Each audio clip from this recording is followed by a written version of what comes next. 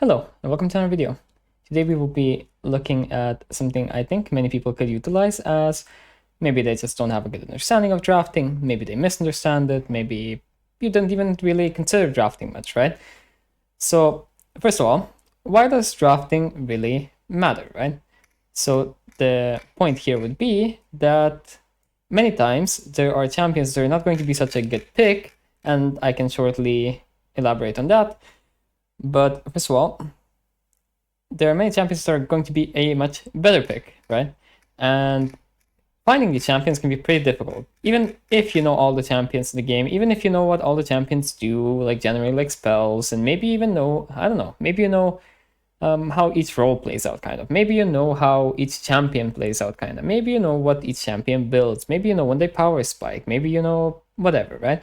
But for you to really envision how a draft is going to play out and really understand who has a good chance of winning or not winning, first of all, it's going to very largely depend on your game fundamentals. That means if you're not high enough elo, you are just straight up not going to be able to understand it. I mean, there are exceptions. If you don't play the game much, so let's say that you play the game, I don't know, 50 games a season, right? And your goal, like, okay, whatever, right? Like maybe you can understand it anyway. But if you play like 500 games and you're gold, there's no way that you're going to understand drafting properly, because you either don't understand the fundamentals of the game or you're not applying them. If you're not applying them, okay, that could still be an exception. So in that case, you would be part of a minority that does understand stuff but cannot apply to their games for one reason or another, whether that be mentality, whether that be because you don't have the necessary discipline, maybe that be because you don't have the necessary focus, maybe that be other factors. Like, who knows, right? But today we're not really going to focus on that. We're going to focus on if you don't understand drafting, if you don't really think about it, or maybe you just don't want to think about it, right? So here I mirror the draft from this game. So we see that this is a game where the Olaf did some crazy stuff, I guess, and the enemy team probably FF'd or something, or maybe they just lost. And we are then going to look at every row on the team, what they could have really picked, right?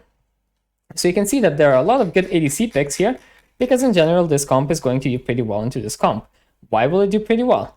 So first of all, Mundo can use Q, even if Jax is using E, so that's pretty chill for him. Jax has one CC spell he relies on, Mundo blocks one CC spell. Okay, that's pretty decent. That's something we can work with. It's not the worst matchup we can think of, right? Okay. Then Olaf Viego. I would imagine if you are an Olaf running into a Viego with similar items, you press Q on him and you run him down, right? If you're Orianna into Corki, you are most likely going to be able to poke him down, as you have a higher effective range than Corki. If you're Braum into a melee support and a short range ADC, you're going to have a pretty good time as you apply the passive pretty freely. So in that case, many ADCs can become quite viable. There are some ADCs that are not so ideal here. Why are these ADCs not ideal? So Yon ADC, okay, well, this is not really an ADC.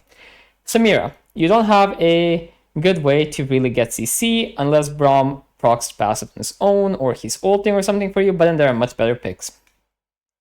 Not really ADC. Jen isn't going to have a good way of proccing the Braum stuff, so that's not ideal. Also, he doesn't really want to deal with Viego Invis. Also, he doesn't really want to deal with the Counter-Strike blocking his fourth shot, and so on. Okay, then we go like through the list a bit, and we get to, okay, MF. Problem is you are immobile. Jax and Leona try to get on you, and you have problems. Now, why are the top ADCs there, right? Let's say like Kog'Maw. Not really a problem. You will outrange Leona by a decent amount. You are still immobile, so you do have to be somewhat careful, but Cleanse is going to be fine for you. Maybe you just go Ghost and then you flash it. Maybe you buy QSS, whatever, right? But you're going to be pretty good into Kai'Sa, because you're just straight up going to outdamage her in most DPS fights. You're going to actually be able to reach these champions. You're going to be able to kite them, whatever. Okay. Then Jinx. Same thing, kind of. High range. Xayah. Get into melees. Melee. Semi-melee, kind of like, not really a melee, but you could call her a melee, because compared to the other ADCs in her role, so the champions that she's competing with in her role, she is going to be one of the shortest range ones. So if you compare something like a Kai'Sa to a Caitlyn, Kai'Sa is basically going to feel like a melee champion at some point, right? it's going to feel like a melee champion against a short range champion, which is, well, something to really consider there, right? Callista, you can proc the Braum things, you can throw people in, you can throw Braum in when this is what he's lacking. He's pretty good at peeling, but he's going to be lacking some of the engaging, so you're making up for that. Sivir, similar idea. Vayne, you're going to proc the Braum stuff pretty well. You're going to be able to duel most of these champions pretty well, and they're pretty short range, so you can deal with that. So you can see that these champions are making some kind of sense. Ezreal is a fine pick. Ezreal, you're going to need to do pretty well in the laning phase of the game, but if you do well in the laning phase, then you're going to be kind of chilling. Okay, now let's say that we remove the Braum. Then we say, okay, what can we pick? So we can see that Braum was one of the better picks. Why was Braum one of the better picks? He stops a lot of this guy's damage, a lot of this guy's damage, and then on top of that, he has 3 melees to work with that he can just CC. Pretty good. Also, these champions are pretty bursty, so if he stops their burst, he is going to be chilling. Okay, so first of all, the bad champs. These I'm not really going to consider ADCs because, or rather supports, because they're just ADCs being played in support role, because people love to play ADCs in support role, because you just basically get the best of both worlds if it works out. In a way. Okay, let's start off with something like Nautilus. Why is Nautilus not good? You are going into them, they want you to come into them. The Jax is going to block your passive. The Kai'Sa, you can ult, but who else are you really going to ult where they realistically care about it? Like, no one really, right?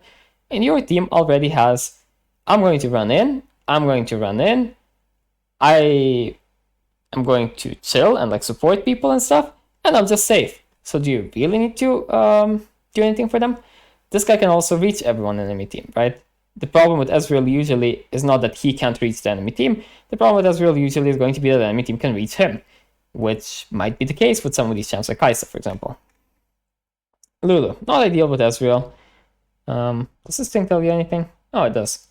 You can also see that Lulu's, she's like doing fine into them, I guess. Like she's doing fine to everyone in the enemy team, but it's not really going to be the best pick, right? And the win rate that you are being given here is combined with your teammates, and that is because you are taking this win rate, which the Lulu champion has into everyone in the enemy team, and probably with everyone in her team, right? So you see how I mentioned she's not very good with Ezreal. There you go. That's one example of it.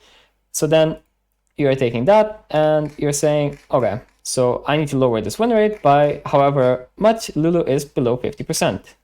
So that's why it gives you this outcome win rate, right? But then if you look at the top champs, right? So for example here, it kind of explains why it came to these numbers, and these numbers are not the most accurate numbers. You shouldn't really use them as numbers, but rather as an indicator of something might be a pretty decent pick. And why can this be pretty useful for you? Well, very simply because you might not understand drafting and you don't need to. If you're just playing this game casually, if you're just trying to rank up or something, drafting is really not the thing that you need to be focused on. And many times people are going to look up like counter picks or something, right? But even if I give you a counter pick, it doesn't mean that it's going to be very good in this game. And I'll show that later. So the reason Nami is considered good here is she's like fine with these champs. She's pretty good with Ezreal, so you have like a little bit of duo synergy there. Then on top of that, she's going to do okay into like all of these champs, and she has pretty fine win rate on her own, so she's pretty strong in the meta herself. And then you're chilling, right? On top of everything combined, you then end up with like this kind of win rate because she is doing well into all of these champs. On top of that, she is doing well with all of these champs, and she is a pretty good champion right now, so she just seems like an overall good pick. Then we can take something that could be pretty okay into Leona. Like, let's see, what can we think of? Like, would this be okay? Wait. Oh my god. Oh, there you go. This is not okay. No, this is not one of the good champs. I need to find a good champ into Leona that's not doing good here anyway. Honestly, actually, the easiest way to do this would be to go to UDG and look up Leona and say, okay, so then we can get baited here, right? So, okay, Janna, Braum looking like pretty chill picks. Then what else do we have here? Okay, we have Seraphine listed as a pretty good pick into, or yeah, it's listed as a pretty good pick into Leona. Okay, well, what is going on here? The champion's win rate is pretty good on its own, so the champion is doing fine in terms of performance in solo queue. She is not really the best pick with these champions, but she's not like horrible, right? Like none of these champions really hate having Seraphine in the team. Olaf kind of likes it, but this is just a low sample size. Ezreal is like, whatever, okay, sure. Oriana's like, okay, sure. Mundo likes it as well. Olaf's win rate would probably be closer to Mundo's if he actually had a good sample size, and this would be above 50. But then you have the problem of, what does Seraphine do to Jax? What does Seraphine do to Viego? What does Seraphine do to Corki? What does Seraphine do to Kai'Sa? What does Seraphine do to Leona? Okay, she does pretty well into Leona. Okay, sure. And every other champion enemy team? Not so well. So basically, what you're gonna then find is that if you pick Seraphine, you're going to follow something like this, right? Like maybe a counter pick or something. You say, okay, I now picked a champ that's good into the enemy. But now you have a problem of, well, we won laning phase against the enemy team, and then suddenly in mid-game, the Viego and Jax or something had some kills, maybe the Corki was farmed up, and we just lost. They just ran us over. GG. Why is that? Because these people need to actually be the ones that are enabled in some way as well, rather than Ezreal or Seraphine, because Ezreal doesn't need to be enabled, and Seraphine is not going to be able to carry into this. Why does Ezreal not really need to be enabled? Well, you could enable Ezreal, but the problem is Ezreal is going to have a hard time at actually killing the Jax, killing the Viego, killing whatever, right?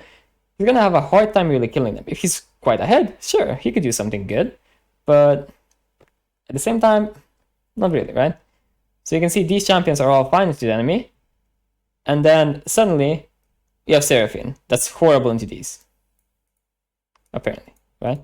That's basically what it's saying. So then you end up in a bad spot. And I would generally agree. I would not want to see Seraphine here in my draft. And the numbers themselves, again, don't really matter. The numbers themselves are examples. You could also stumble upon Janna and say, oh, well, this is the best pick here, and it's the best into Leona. Okay, sure, we pick it. You then check it. You say, okay, well, why is this the best pick? It's really good into Leona. Pretty good into Kai'Sa because Janna does pretty well into short range ADCs, right? And it does pretty well with Ezreal because she can freely roam and do whatever she wants around the map, while Ezreal won't really die or be so vulnerable. And she's fine with Olaf. She's like fine-ish with like these champs. They would prefer not to have her in the team, but it's okay. And she's pretty good into enemies, so she's chilling, right? At that point, you are fine, and you end up being in a positive spot. Now, if we reset this and we go back to Braum, right? This is how we can approach it from every role, kind of. And we can look at this and we can say, well, these champs are probably going to be pretty good picks for us if we are actually able to play them. Like any of these champs. And these champs are probably not going to be such good picks. And you can see that this comp, right? Like these champions without the Oriana are going to be doing really well into the enemy team. Basically, anything you pick in mid lane is just going to be fine here, right? And that's kind of the general idea. And while this might not be 100% accurate, it might not have accurate win rates because I can also make drafts where the win rate will not make any sense. The draft will say 50-50, but the win rate will make 0 sense because, well, how do you say this? It just is not the right call. Because when you go to draft analysis, if your champions have a 45 win rate and the enemy champions have a 55 win rate, right? And that's an example that I was actually able to draft up with something like Leona, Draven, Cortez, Viego, and some top Riven against Kai'Sa, Janna, Echo. Echo was a jungler, and Cortez was a jungler. What were the other two? Silas and I think Cannon or something like that. So the enemy comp then has many issues. They have really bad damage spread. They have way too much AP, which is also another thing that can happen, but this thing won't really show you, so you do need to keep that in mind still. On top of that, the enemy team had the issue of having only losing matchups. If they get split map, if they get invaded, if they get dove, completely losing, completely unwinnable, completely zero pressure all across the map. And it's just not a 50-50, right? But that's why you don't use these win rates like that. The way that you can use these kinds of sites, though, is you can say, well, if I have to pick right now, right, I can pick like anything. But let's say that you don't really see all of your team's picks. You just see the enemy picks or something, right? And you're forced to pick mid lane right now. If you pick like some of these champions, you're generally going to have a pretty good time. Let's say that we prefer to play something different though. We prefer to play like Karma, right? And we don't prefer to play one of the top picks. That's fine. We are still in a pretty good spot, and it also enables our further allies to have a lot more champions that they can pick from, right? Then let's say that we pick another good champion in the meta or whatever. That's very popular. So we have something like this, right? We are enabling the Olaf, we are pretending that the Karma is supporting the Jinx, and we are saying, okay, cool. And then the last pick is our support, and at that point you can see that if you did pretty well in drafting at the start, then there will be very few picks that are absolutely horrible, right? The ratio of picks here is just like 10, probably like 20, 30. Honestly, it's probably like 40 champs that are above like this line. So 40 champs where you have like a pretty good chance in the game, right? And that's kind of what you want to aim for, because if you're drafting early on in the draft, then you want to protect yourself and you want to set up your allies. If you want to draft later on in the draft, then you're going to need to, well, you're going to need to pick a champion that rounds out your team, in a way, right? So then, if one of these two had the last pick, then you have some options again, right? In this case, you can see that there are some champions that would do quite well, and there are some champions that would do quite badly. And a big part of why these champions would do badly is because the champs themselves are not very good in the role. This champ still has a higher win rate than on average, so this comp is like okay for him, right? Again, same thing for this champ. Let's see. This champ, though, has a higher win rate overall otherwise, and this comp sucks for him. Why does this comp suck for him? You can actually come to a reasoning, right? So, first of all, we look at the champions in the enemy team, right? Okay, so he doesn't really want to play into Corki, but everything else is pretty fine. Generally, it's just the Corki bringing down the win rate here. Then, what does he want in the team? In his team? None of this. Mundo does nothing for him. Ezreal is not a champion he wants to feed. Braum is not a champion that sets him up or will scale well for him in a way. Obviously, something like a Vayne Lulu, for example, would scale better for him, right? Though Vayne Lulu is not really the best pick in the meta right now, but I mean, still, it ends up being kind of a situation like that. Whereas something like this, you have a low win rate otherwise of the champion in the role, right? The Karthus champion does not perform so well in jungle right now, but you can see that he's chilling into Jax. The counter strike doesn't really matter for him, and he will be able to burn him anyway. Viego, he's chilling into as well. He clears way faster than him. He can out-tempo him. He can also fight him early. He can also do whatever. Like, he can kill him because the Viego champion tends to stack HP currently. So, Karthus is going to be pretty good into that. Same thing here. Karthus is going to be kind of chilling because he's going to have HP to Corki, and the Corki will have no way to regen his HP. Same thing here. Kai'Sa is not really a champ that goes like Bloodthirster first item like Draven or something.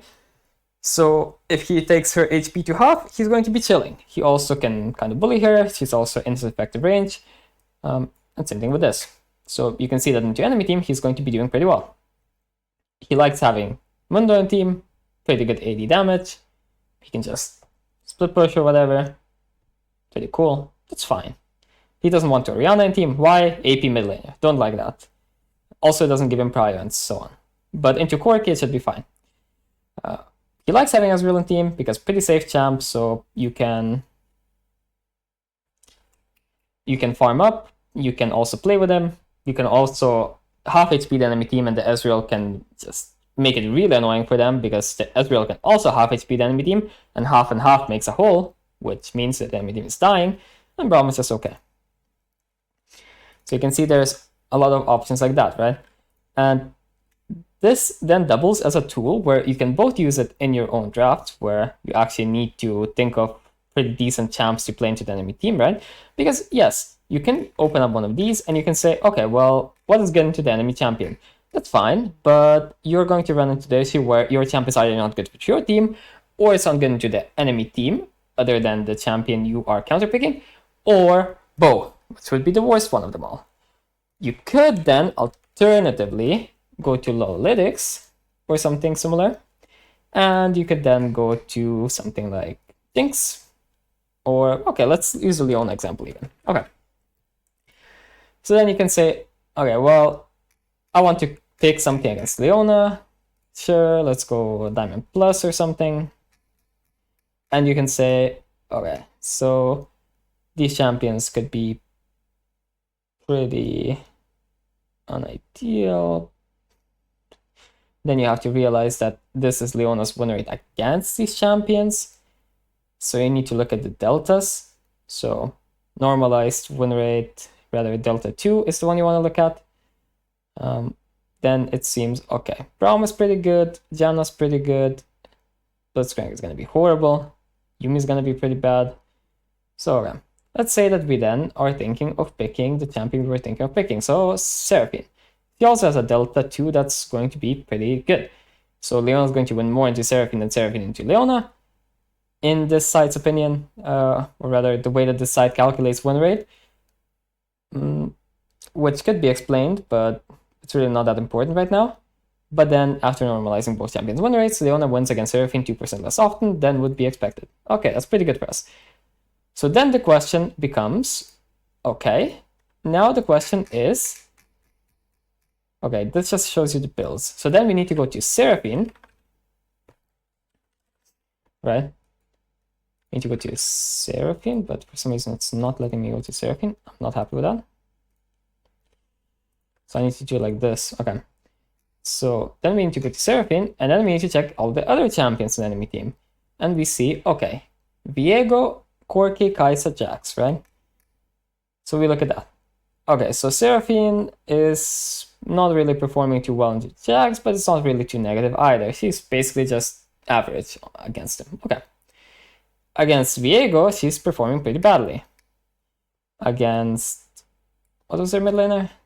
Corki. The Corki King. Okay, performing pretty badly. Kai'Sa, performing pretty well. So then you can see that suddenly she's about average into this guy, pretty bad into this guy, pretty bad into this guy, like okay into this guy, and okay, like decent into this guy. And that's not really going to be such a strong pick anymore compared to how it was seeming before. And if we put it on Emerald Plus, so we get a bigger sample size, we have, okay, this is like 1.5 together. Then Corki, where's Corki? Should be somewhere near the top. Oh, here. Okay, this already makes it 0.5 if we combine all of the delta spread. This makes it minus 0.7 or something. And this, okay, so minus 0.5. So basically use your counter pick that you acquired to counterpick yourself at that point, basically, because you're making your position in the game worse for yourself. And lastly, if you just look at the top lane, then we would see, oh, well, Mundo's an okay pick. And there could have been some pretty bad picks, especially these ones, because they rely on auto attacks, and that's generally why they're going to be pretty bad. You have some picks that probably won't rely on auto attacks and won't be so bad in the matchup itself, but will be bad because of other reasons. So let's say, I don't know, let's say Syndra, for example. Why is Syndra so bad? She doesn't perform that badly into Jax. She doesn't perform that badly into anyone in the enemy team, actually. But she also doesn't really do anything special. Like, she doesn't really perform too well into anyone in the enemy team, but she also doesn't perform too well with our teammates, but she performs like fine with everyone. But this has a problem of only yellow triangles. The yellow triangle means not so accurate win rate. So these completely out of the blue picks are going to be a bit questionable usually. But then you have something like this. So okay, Zach, huge, right? Zach would just do amazing into everyone on the enemy team. On top of that, or not amazing, he would not do that well into Kaisa. He would do like okay into Kaisa, but then into these two it would do pretty good, and into these two it would be pretty amazing, and then it's fine with the team. So then we end up in a position where it's chill. All right, so then what can we do? Or rather, how would we do it, right? How would we use this? So let's say that our teammates decided to pick Ari first pick. All right. Then the enemy team decides to pick something like, let's say a good pick into Ari. But it doesn't have to be too good, just like okay. Let's just say like Oriana or something. He just wants to like bully her, let's say. But Oriana's probably not doing so well on win rate for overall champion, yeah. But the matchup itself is favorable. So okay. Then we have a guy that wants to play Draven, and that's why he left Draven open. So now we have these two champions. Then we have a guy that also wanted to play Draven, but now he doesn't get to play Draven because Draven was taken, so he then picks Kaisa because he only plays Draven and Kaisa or something. Okay. And then let's say that, I don't know, we need to pick a support now. Then this is where it starts to get tricky, right? So when you're in the middle of drafts, right, people are not only going to pick optimal champions. Like Kaisa into Draven is not going to be too good. Like Oriana is going to be pretty good into Ari, but she's not going to be that oppressive. She's just going to be oppressing the Ari in lane. So then if you pick something good here, one of the champions at the top, which are going to do pretty well with Kaisa. Honestly, this champ might be a bit underrated as well. Why? It's because it's doing bad into Oriana, but bad sample size. You do need to like check a bit, right? Maybe if you're actually thinking of picking like Zac, then you check, oh, well, okay, so it has a bad win rate here, but it has a yellow triangle, so we don't really care about that too much. It's doing fine into this, and it does pretty good with Kaisa, let's say. It does really well with Kaisa, kinda. But let's say in this case that we decided to pick, let's say we're able to play Braum. It's not really a hard champ to play, so we decide to pick this. And suddenly the Draven player hates his life. The Oriana player also is not that happy. He's like, he stops my ball and I need to be really careful with how I ult because I could just waste my ult and so on. Then we're probably expecting the support to pick since the enemy support has been picked. Dashing, Poppy pretty good. And that would be the reasoning why like a high elo player would pick Poppy, right? They would think, oh, well, Draven wants someone to CC for him, Draven wants someone to go in, enemy team has a decent amount of dashes already, we could pick Poppy. At the same time, he has a pretty good 80 damage ADC. Enemy team is pretty diveable, especially in the bot lane. Rel is fine, right? Or, yeah, well, Draven's gonna have prio, and then they're going to be able to dive both in the sense of go in and also in the sense of actually diving the champion, right? And Rel is actually going to be pretty fine into Braum despite being melee because the Rel goes in and she does not allow him to get the stacks before she does her full engage. And if she gets focused at that point, then it's winning for her. And if she doesn't get focused at that point, then she already did her job anyway and she's chilling. And so on. Then, okay, let's say Janna or something, right? Like maybe not the ideal pick that you want as Draven. Draven probably prefer to have something else. But okay. It's fine, right? It's going to be a bit harder to really snowball a lead, but it's also going to be a bit harder for the enemy team to really play for any kind of snowball. Then where did we start picking? This side. So I guess we're picking here first? Right? I don't know. See, I don't fucking remember. Whatever. I don't know. I don't remember how the fucking sides work. So okay, let's just pick something that's like fine with Ari. Okay, we can pick like a Jarvan here, I guess. They probably want a Jarvan anyway. People love Jarvan and Oriana. Even though it's maybe not the best here for them. Because these people have a way to avoid it. So maybe they wouldn't pick it. I don't know. Honestly, let's just put something a bit suboptimal here. Let's say that you have a Shaco OTP that really wants to play Shaco in your team. Okay. And then the enemy team decides, okay, well, we are now going to pick some stuff, right? So what do we really want to play? Do you want to play Nuno? Probably OTP champ. Do you want to play Ekrim? Pretty OTP champ. Do you want to play Lilia? Okay, quite a few people can play Lilia. You want to play Elise? Probably need to be OTP or at least someone who plays a decent amount. Do you want to play Xin Zhao? Okay, a lot of people can play Xin Zhao. Udyr, if you have some experience on it, it's fine. Can be an OTP champ as well. Fiddlesticks, completely OTP champ, right? So you still need to avoid these OTP champs. Rek'Sai is fine as long as you have some games on it, right? And let's just say, okay, well, we decided we want to play Rek'Sai. Rek'Sai looks pretty good here. And then lastly, we're going to pick the last pick. Then we're going to pick the top laner. So let's say we're picking some top laner. So let's see. Why would these champions be good, right? What do these champions provide? Safe, other side of the map, and just does his own thing. Safe, other side of the map, does his own thing. Not so safe, but still other side of the map, does his own thing, farms up scales. Kind of same idea, right? We also would like to have some AP damage as it's AD gives AD. So a bit of AP could be chill because it's solo AP Orianna right now. Solo AP Orianna is perfectly fine, reasonable, but we could also do something different.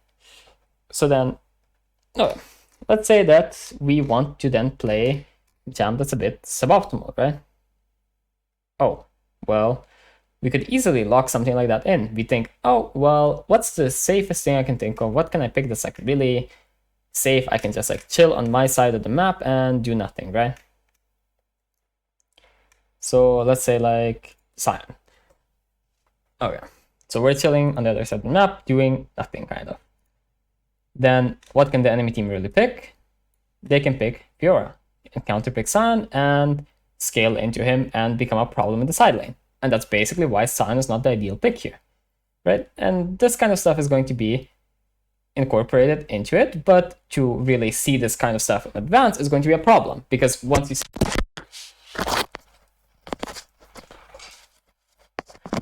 My apologies, I unplugged my mic. So, okay, once you see this draft, a lot more people are going to be able to predict what kind of a champion is going to come in response, and a lot more people are going to also be able to say which team is really leading this draft, right? Which team is in a better position. But before you see the Sion pick, right, you don't really know it. Like, not so many people will know it, right? But if you think about it, right, then you start thinking about answers, right? But you have 30 seconds inside of the League of Legends client to decide on your champion. So you need to think over, what does my team need? My team would like to have someone that can play weak side. Okay. What does my team also need? My team would like someone that can side lane. My team would like someone that can kind of hold his own and won't like lose the side lane later. My team would not like a tank that will, or rather, my team would not like a carry champion, that's for sure. My team doesn't want a carry champion, right? A carry champion needs a lot of resources, don't really want that, even though some of these are like that, right? But generally, these champions are going to be good for other reasons, while the champions that we do want are something like a tanky champion that can like frontline for us, and also can really hold down that side lane, and also really hold down the the other side of the map, which is the weak side. So if the enemy picks something really annoying for a Gragas or a Singed here, he can still probably lock down the turret and we can snowball on the bot side. So what is this thinking?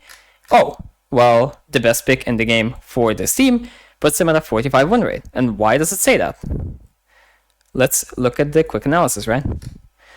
So Kayle is not going to be that good into Gragas apparently, but it's going to be pretty fine because you're probably going to be, well, you're probably at least not going to get doped by the enemy because they're probably diving your bot lane, and the Kayle champ will be okay with your team, but the problem is the Kayle champ is not going to be so good into the enemy team, right? It's not going to really be able to do that much into the enemy team, and it's also not going to be able to offset the problem that you are just losing here, because Shaco is not going to be able to do the same thing as Rek'Sai is doing, where Draven and Janna are going to have prio, they are going to push, they're going to set up a level 3 gank, or rather level 3 dive, And if these guys are not full HP and don't answer it really well, then the game can just end on the spot.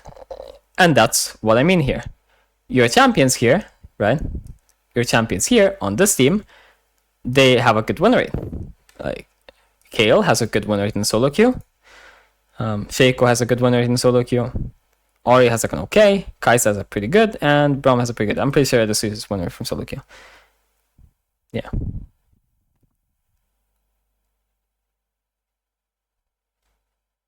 Basically. Then these people don't have such a good win rate in solo queue like these champions, right? But the problem becomes that these champions just cannot play. Because you look at their matchups, and suddenly top doesn't really win, the jungle doesn't really win, mid doesn't really win, bot doesn't really win, so you have just losing matchups across the board. Even though Braum would be good into Draven, and Kaisa would be like still playable with a good support champ, then Kale didn't have a single good option anyway, so this draft was just doomed to fail, kind of, right? It doesn't really let your top laner make any decisions that are winning. At the same time, the duos are not gonna do so well, right? But the duos in both teams are going to be okay. Like this is performing well, this performs like fine, right? And then on the other side, like these ones perform like fine, and so on. And you get a lot of these stats, and if you learn how to really read them, then you will see that champions don't really have much of a way to play here. And eventually you can also learn why that is, and you can learn a reasoning and so on. But the problem is that if I just give you a champion you need to pick right now, think of a champion. You probably thought of one of the champions that you actually play, or you thought of a champion you like playing with, right? But you probably didn't think of the best champion that you can pick in terms of just being a blind pick. Because, okay, this is not going to do well when you only have the blind pick. Okay, you pick Quinn, and then what? And now we pick the mid laner or something, right? Oh, suddenly you don't do that much. Okay, and then you pick the jungler, and you think, ah, well, I think that playing the jungler role could be pretty good. Oh my god. Are you serious right now? Well, okay, let's put this guy, and then let's... Really? I can't even pick a different position. I don't know. Okay, sure. Let's just put him like this then. Oh, I see. So I can do it like this and then like this. Ah, okay. Oh, but it locks it anyway. That's fine. Then, okay, let's say that the enemy team is thinking now, oh, well, I want to pick something good into Zac. And then they look it up, right? Like, what's good into Zac? Oh, well, probably it's the jungle Zac or the top lane Zac, but the safest one to assume is like the jungle one. So what's doing well into jungle Zac? Oh, like Nocturne or something, right? Like Nocturne had like a huge delta thing. Okay, then we say Nocturne. Cool. And then suddenly this team picks their champions, and they pick Milio and like Lucian. And then suddenly you pick on this side, and you're picking, okay, well, what can I pick now? My best pick, this is giving you the best win rate pick out of every pick. You can increase your win rate by a few percent by picking Cassio top. It's also, like you're also flexing this, so can be okay, I guess. Then you should be picking on this side, I think, as far as I know anyway. Okay, then what are we picking? You want to pick something into Quinn, right? So what's the champ that's pretty good into Quinn? So let's see. Malphite is going to be pretty good. Irelia is going to be pretty good. Let's just say my guy wants to play Malphite. I don't know. Let's say he wants to play Malphite. Okay. Then now we are probably picking both of the bot laners, because that's all we have left to pick. So we need to pick something into Lucian Milio. Likely our ADC is going to want to play a meta champ, but I don't think there's really anything that you can pick here that really feels good. That's like meta, right? I don't know, is there any good champ? Like, okay, you could pick like Ash, but then what we're gonna do? You could pick Draven, if Draven's open. You could pick Xayah, I guess. Okay, Xayah could be fine. Draven, Xayah. Xayah probably better. Okay, you pick like Xayah. Could be somewhat playable. And your support is what I'm going to pick Rakan. Maybe. Maybe he picks like one of these. But instantly, you can see that our draft has been on a negative trend, even though we listened to it the whole time. We listened to it somewhat at least the whole time, right? We look for a counter pick, but then we also pick a champ that's near the top. And then if you're just picking a good champ for this team... Oh, maybe I didn't pick the best champ here. Maybe. Wait. Ah, okay. Fiddlesticks was the best, actually. Okay, I was thinking it was a bit weird. But okay, it's more likely they pick Rakan. Xayah Rakan. There you go. Okay. Then suddenly we last pick the jungler. We pick like Lilia or something. Or Talon. Whatever you want to play. I don't know.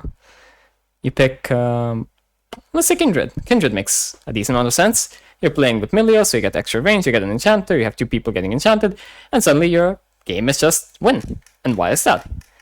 Well, the champions in the blue team have a pretty high win rate, right?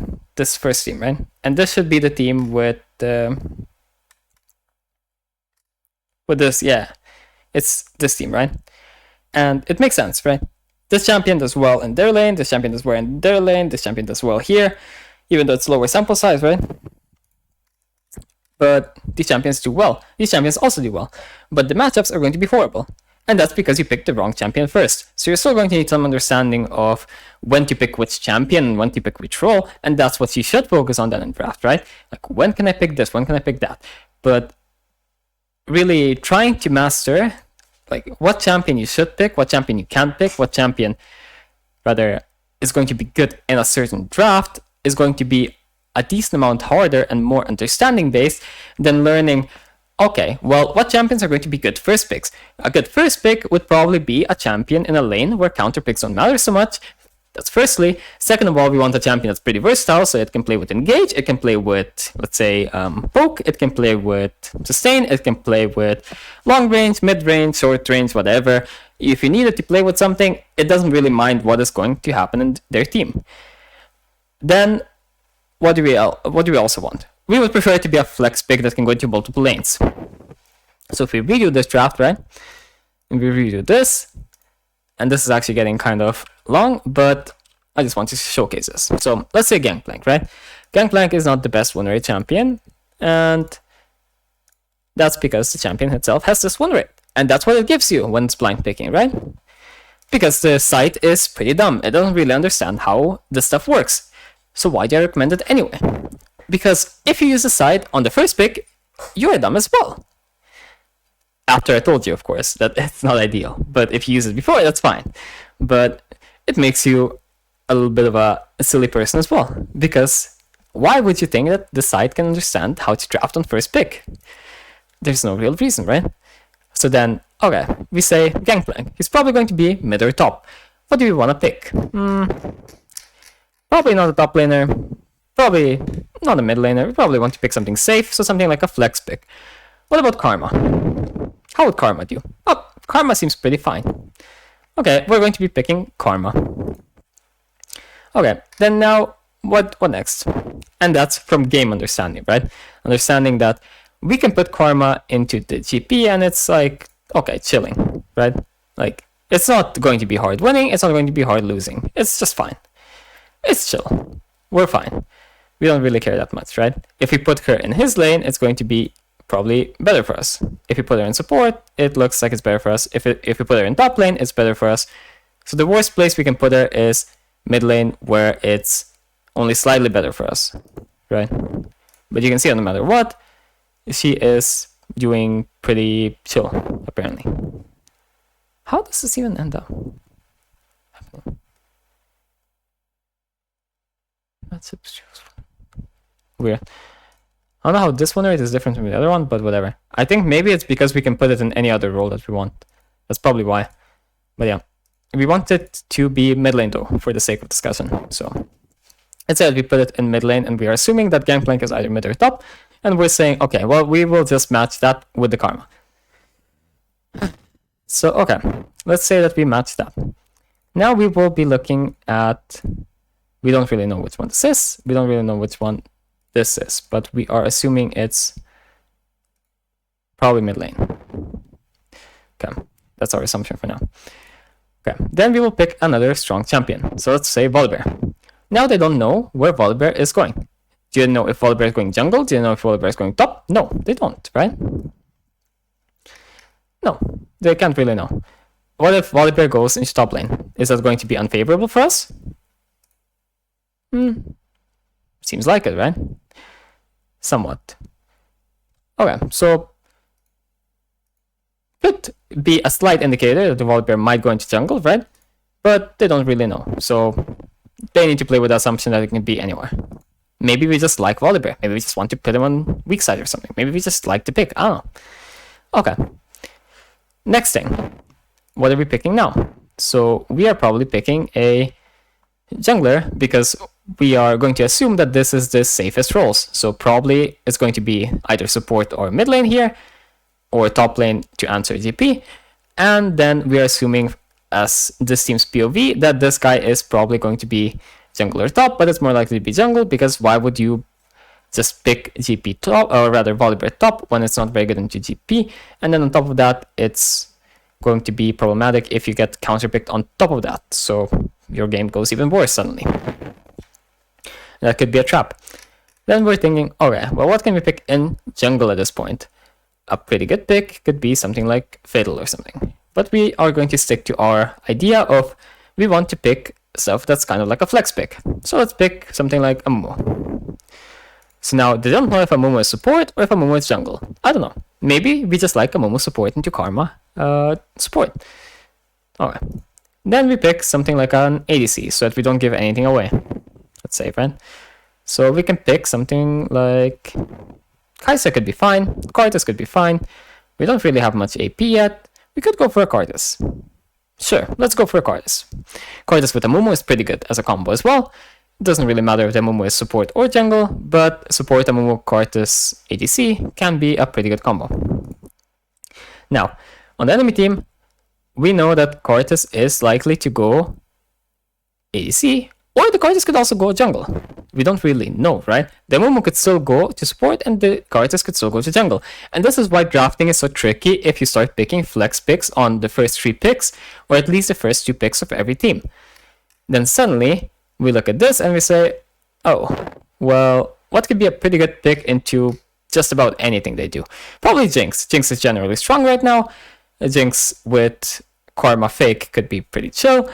Jinx with Jinx against Karthus will be pretty chill as well, because we can just proc his passive, let's say, and he tries to fight us in passive, but we get a bunch of movement speed, so we can kill his team, or we can run away, or whatever else. So that can be okay.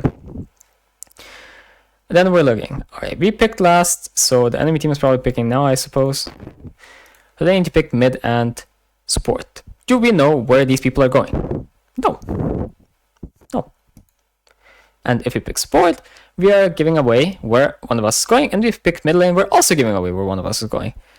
So that's one of our problems. So suddenly we need to think, what if we pick something like Tahm Kench? Okay. If we pick Tahm Kench, that could be a play. Could pick Zac. Zac could be a play. Let's say that we pick something like one of these, right? Let's say that we don't like Tahm Kench and we just decide to pick Zac, so that we don't always pick the best option. Okay, why is Zac so good? Zac is then going to be able to go mid, he's going to be able to go top, and he's going to be able to go support and jungle. So we are not really giving away anything, because we decide to pick another creative pick. Then the enemy team now needs to respond to this. So they need to respond to multiple options, and that's why drafting can become pretty difficult when you actually play against people who understand how to draft and have a deep enough champ pool for them to be able to flex a lot of champions. Because you now have the problem of, well, we are technically a bit worse, but if we pick a good champ with a good read on what the enemy team is trying to do, then we could be in a pretty good spot. But and there's a big but. What if the enemy team now decides that that is not going to happen? Right? That could be a problem. So do we want to now pick Janna, and then if it's a Mumu support, right, it could suddenly become a lot worse for us. Let's say that we put this guy in support and this guy in jungle. How is Janna looking now? Janna's looking still okay, actually. But I wouldn't really want to be the guy playing Jinx and Janna into a Mumu and Cortis with a Zac. Wouldn't really prefer that. But the reason that Janna would be chilling is because she does pretty well by ulting against Cortis. But Janna into a Mumu is gonna be meh, kind of, right? It's not really going to be the best. And also Janna with our champions is not going to be the best either. Let's say that we then decide to move the Karma into support. Our odds are now looking quite a bit better. Let's say that we put this guy back in support and this guy back in jungle. Our odds are now looking much worse. And why is that? Well, this guy does pretty well here. And then he likes having some of these champions in his team. He also likes playing into some of these, let's say. Then if we put him in support though, and this guy is automatically put in jungle, what we have is this guy's win rate is still the same, but suddenly the win rate is much worse. And why is that? Well, probably because this guy's stats are probably getting skewed in some way, right? This guy does pretty well with them. Why is it exactly? Probably because this guy has like a high win rate on support or something. The matchups on support. Okay, so Zac into Jinx on support just wins a lot. Zac into Karma on support wins a decent amount, so that's why. There you go. That's the reasoning. But that's going to be pretty difficult to find, and that's why it's good that it summarizes it into a number you can just see, and then you can think about it later or find out later by looking into it. So then, what did we really achieve here, right? Because the reason I suggested Zac in the first place is because it's also good into Jinx. And on top of that, it hides what we're picking. So now you see how there's a little coin flip for the enemy team, where if they send Karma support, and it's Zac support, it's going to be a very hard game. Now if they send Karma mid, and it's Zac support, it's fine. And if they send Karma top, it's again not the best, I guess. And why is that? Oh, well, she does well into this, she does well into this, well here. It's fine here. So why is that? It's probably because in mid lane she is enabling the team more and giving them a better chance. So the win rates here are still like fine, but she is doing better with her teammates when she's mid lane. That's probably why. Anyway though, we wanted her to be mid lane anyway, so let's keep it that way. And what if we put GP in mid? Horrible. Okay, cool. That's good to know, right? What if we put Cortis in jungle? Oh, well, this guy is now forced to play one of these roles, so that's horrible as well. But what if we put this guy in mid lane and this guy in support? That's bad. And why is that bad? You can also research into stuff by using this, which is the other use, right? There were two uses. One use to help you draft if you're later on in the draft, so you actually see your teammates and the enemies.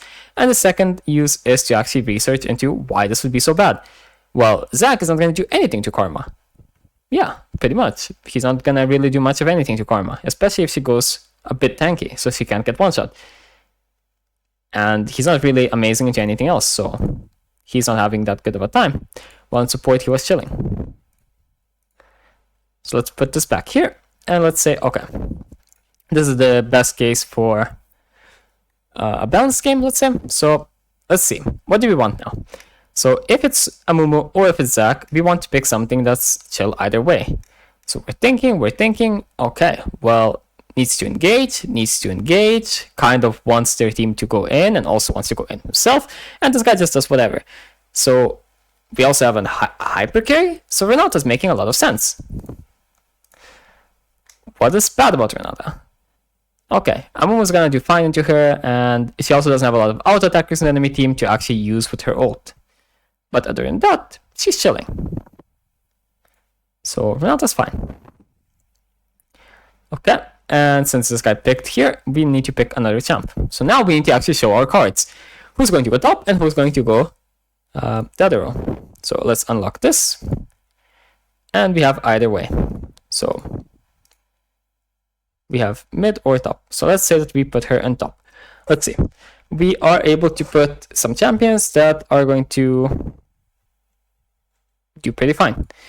But if we put her in the mid lane, we are going to be in a better spot. Why is that? Because she enables Volibear. She's enabling the Volibear to do more stuff, while the enemy mid lane is probably not going to be having the same enabling tools as a Karma mid. So it makes more sense to pick a top laner, right? And that's very easy to find out here, because this is going to be more impactful, because we have so many champs that are going to have the same predicted outcome. What else do we have?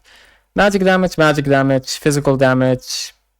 Okay, we're chilling on that. Jinx is enough physical damage. We can also pick another physical damage champ, but we can also pick another magic damage champ if we really wanted to. This team, magic, physical. This team needs to pick a physical champ, right? So they're either ADC or mid laner. Could be Karthus ADC, or rather Karthus mid lane as well. We'll have to pick something like that. Or it could be Zac mid lane. You don't really know. But they're going to need a physical damage champion. So then let's say we decide, okay, into GP, we want to play something pretty simple that is going to give us pretty good odds.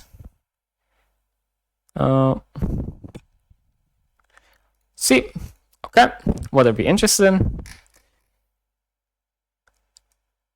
What would the top laner really want to play into this?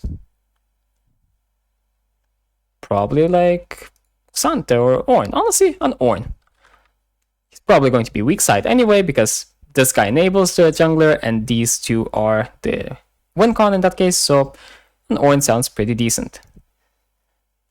And this is a fine comp. Then we look at the enemy team and we say, oh, well, what can they pick now?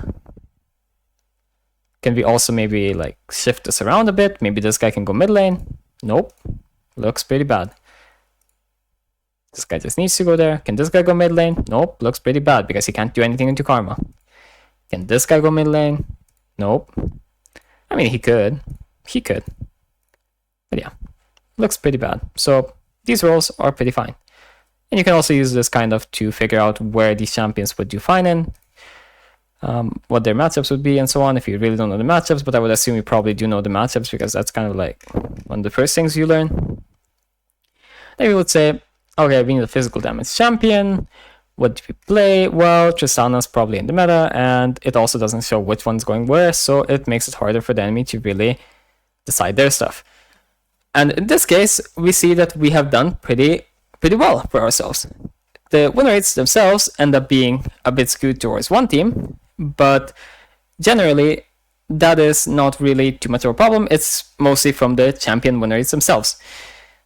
But what we're seeing here is that we managed to keep the draft balanced at all stages, right? And on top of that, with, well, proper decisions, let's say, we managed to make the matchups basically 50-50. Because every time one team would pick a matchup that is kind of showing or potential or has weakness or something, the other team would pick a matchup that can abuse it in some way. And that's what we kept using over and over. And sometimes, obviously, people had to blind pick. And if people have to blind pick, they're going to get a worse matchup that game. But at the end of the game, we have a game where everyone has something to work with, right? And that's what you're really aiming for in drafting. And that's what you have to understand, on top of then using the stuff to really finalize the draft, right?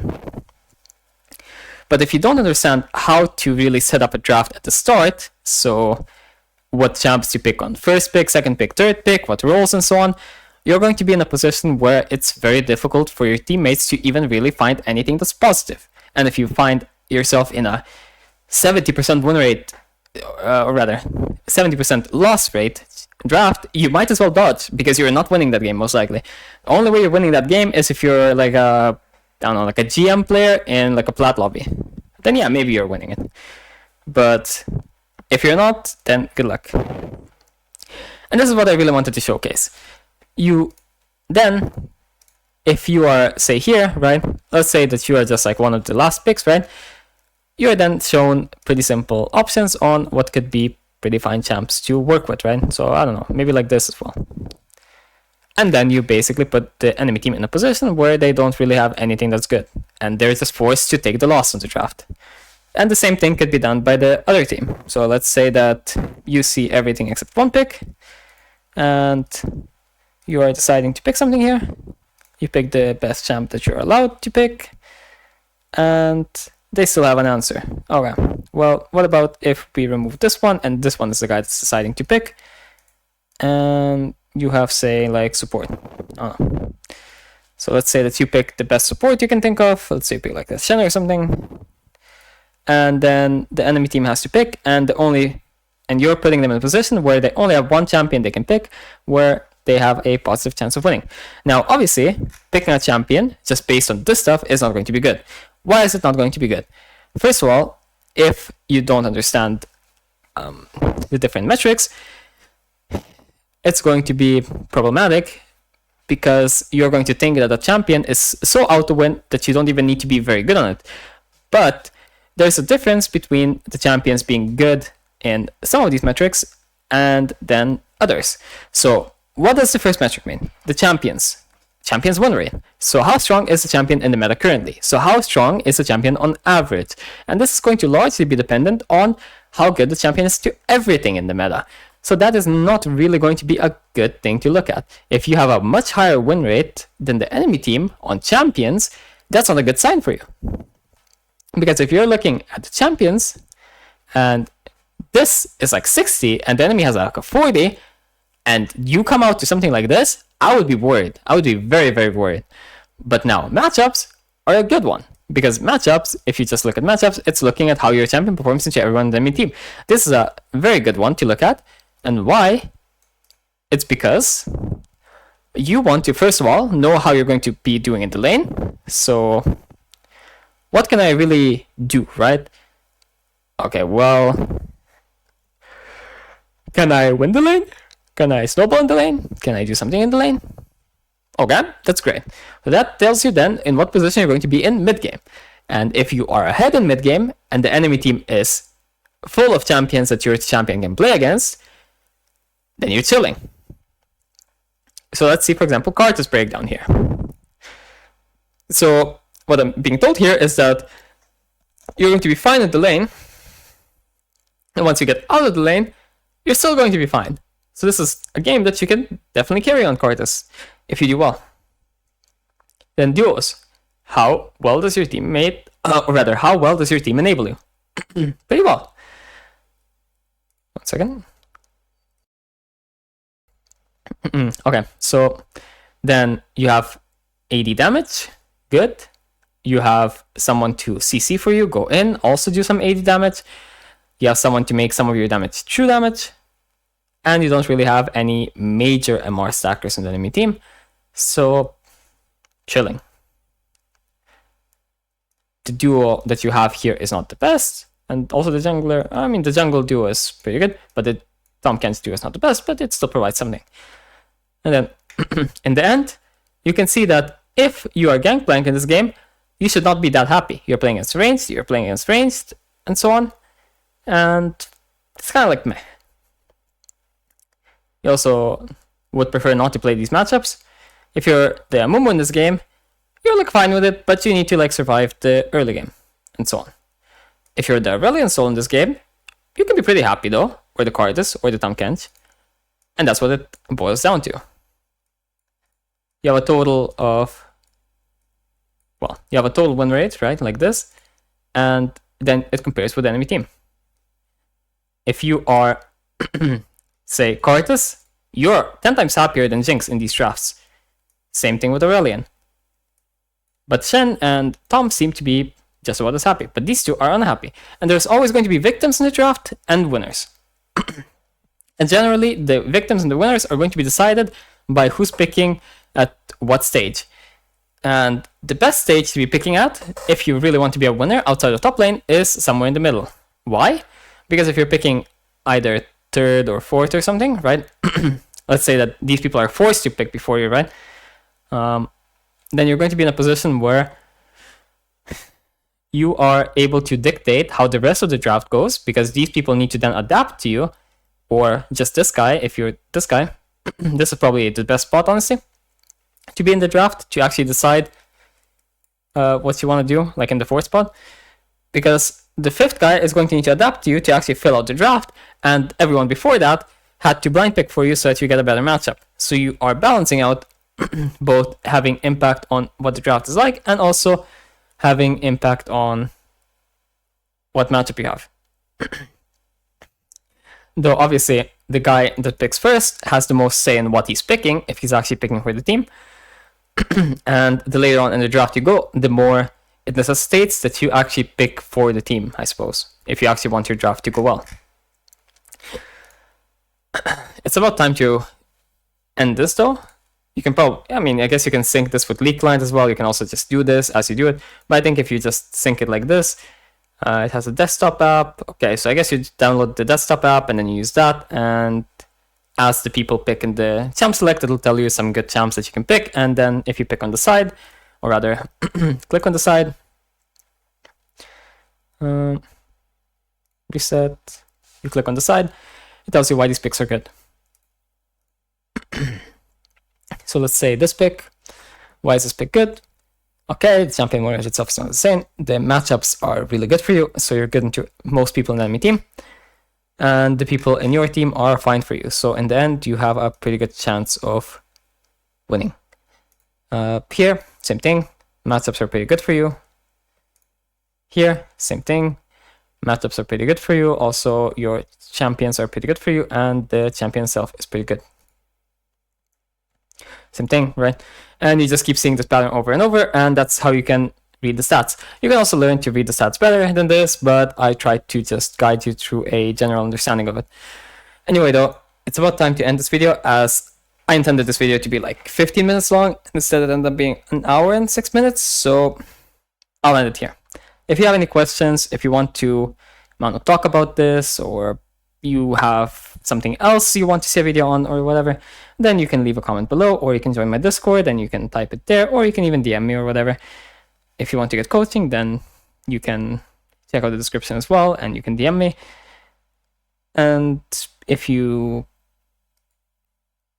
like or dislike the video, you can do that way, yes. Anyway though, thank you for watching, and I'll see you next time. Bye bye.